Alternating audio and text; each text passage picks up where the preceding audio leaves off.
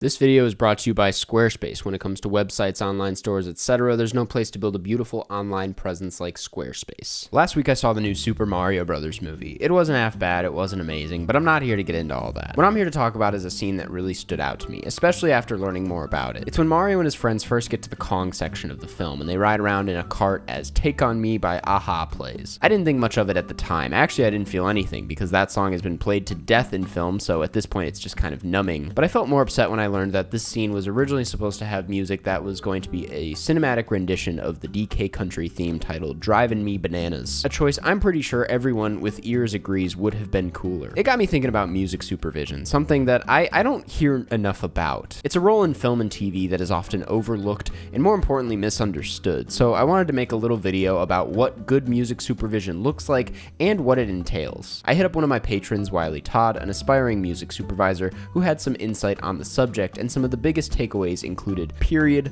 budget, and taste. I would say the first step when looking at music supervising is to pay attention to when the film takes place. This could make things pretty simple. Just look at Stranger Things, where in season 4 you're literally limited to music before the 90s. And because you're focusing on high school kids, it's most likely going to consist mostly of music from that specific time and not a whole lot of older stuff. So if you're looking at the hits, you really have to just narrow it down to 1 year, maybe even the week that scene is supposed to take place in. Nora Felder, the music supervisor for Stranger Things, is pretty damn good at her job. Just look at the success of Running Up That Hill. It's a great song that was already pretty loved by Kate Bush fans, that had its time in the spotlight, but wasn't so massive that, similar to Take On Me, it would feel cliche or unaffecting. It was a big hit, but it wasn't too big of a hit. Because of all that, within the context of its scene, the show makes it feel like you're listening to the song for the first time again. It takes on this new high-stakes meaning. They add some strings to it. It gives it this unique sound that stands out from other music in the show and sticks with you when you're watching it. Not to discredit Felder's undeniable talent, but it does help when you have a specific time period to comb through, at least compared to something like Euphoria. Euphoria faces a pretty unique challenge, being both an extremely modern show taking place in the now, but also dabbling in older cinematic references, and dealing with a wide range of ages in its cast. Because of it being so varied with its tones, the music is truly all over the place. An example that comes to mind is in the episode Out of Place. It goes from Judy Garland's 1956 version of Come Rain or Come Shine to the 2021 hyperpop song Haunted by Laura Les,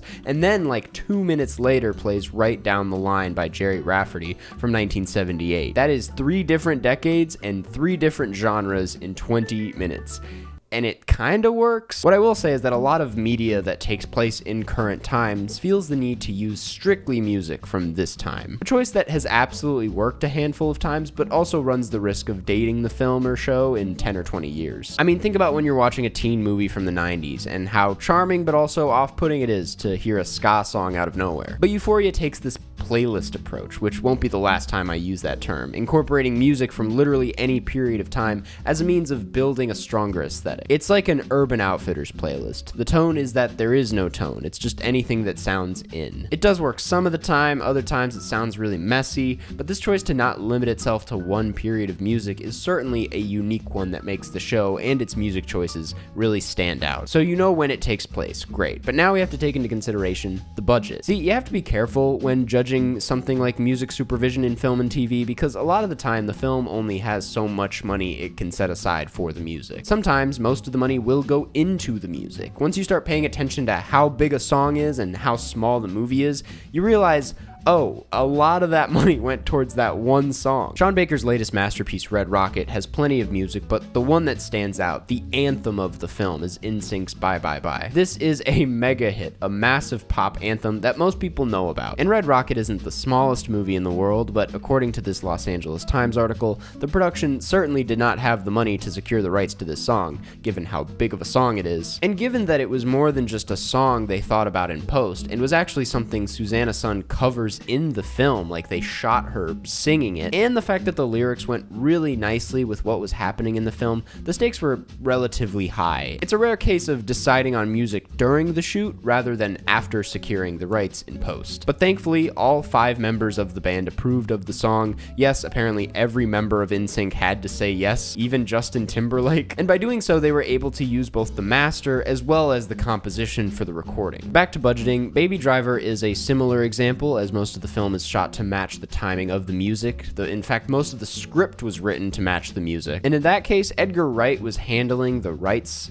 That's a hard thing to say. He was handling all that stuff alongside his music supervisor, Karsten before the film was even in production. I mean, Baby Driver is a much larger production than Red Rocket, but still, this film is pretty much all music, and that shit adds up no matter how comfy your budget is. But according to Wright, by using the songs creatively, making the songs practically the stars of the film, securing the rights and getting permission ended up being relatively simple and less expensive than most people would think. Both of these films are working under tighter budgets than, say, a Disney or Illumination film, where the budgets there seem to just be infinite. Yet it's these constraints that leads to creative choices in the filmmaking and ultimately better music supervision. I guess if the process of getting the song is going to cause a larger dent in the production cost, you better make that song count. Which is why so much music supervision in these bigger budget films is incredibly frustrating. Like Cruella. Let's talk about Cruella. Cruella is like one of the most obvious examples as of recent of bad music supervision. It feels like it's just bragging in my face the entire time with how much money Disney has to spend. Cruella's official soundtrack has 15 songs. Okay, fine. But there are an additional 20 songs that play in the film that don't appear on the soundtrack. They fit all of this in by playing like sometimes 10 seconds maximum of some of these songs, to a point where it feels just pointless. What exactly is 10 seconds of She's a Rainbow by the Rolling Stones going to accomplish? Feels excessive, and when music in film feels excessive, the music stops doing its job of enhancing the scene. Guardians of the Galaxy is an example of a big budget done right. It sort of combines everything I've been talking about, right? It has this playlist feeling. I mean, it's literally titled Awesome Mix Volume 1. It makes use of the time period the music is stuck in, and it takes advantage of its budget without overdoing it. There's also enough variety in the soundtrack to where each song feels intentional, especially for their respective scenes, yet it all fits under one stylistic umbrella that works. For some of these examples, the filmmakers are deciding on the music themselves. Tarantino and Scorsese are like the kings of this. I don't even feel like I need to talk about what makes their stuff work so well. We all know it works. But taking Tarantino as an example here, it's his music supervisor, Mary Ramos, who makes the final music in the film work so well.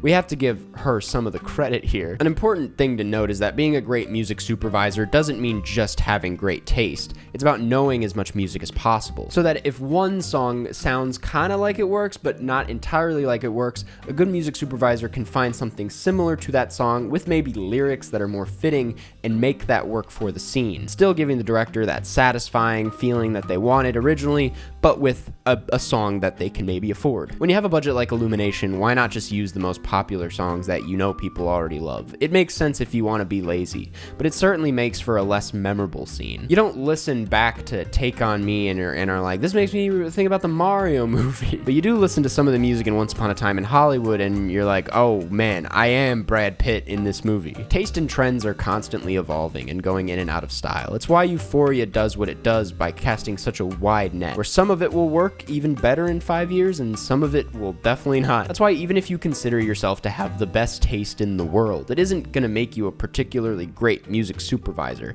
You might look at your taste like 5 years ago and go, what the hell was I thinking? A good music supervisor is someone who knows their shit well enough to know what song would be perfect for a given scene, knowing how to use it in that scene, finding this music, and or finding ways to get permission for the music under a certain budget. When you put all those skills together, you have the skills to turn a good scene into something timeless, instead of something completely forgettable. And you know what? That's what I gotta say. Thanks for watching. Go listen to some music and form your own opinion, and I'll see you in the next one. Whoa, don't go anywhere just yet, because I gotta thank this week's sponsor, Squarespace. Squarespace, if you didn't already know, is a place where you can go online to build that website, build that brand, whether it be an online store, a blog, a portfolio, you name it. They have professional portfolio designs where you can create galleries for that work of yours, as well as password protected pages for any clients. Me personally, I'm a big fan of that video block feature, which allows me to showcase some of my favorite films and videos and now music videos in a way that looks really nice. And they have a built-in mobile web designer where any website you make, it's going to look great no matter what platform it's on, while still matching that unique style of yours. The best part about it all, though, is that if you go to squarespace.com/Karsten, as in Karsten Runquist, the guy you're watching right now, you can get 10% off your first purchase. So really, no reason not to give it a chance. Big fan of Squarespace. If you haven't yet used the code, you should use the code. They're great to the channel, and it's a great place to be. Thanks to Squarespace for sponsoring this video. Thanks for watching this video. And you know what? I have a feeling I'm going to see you in the next one.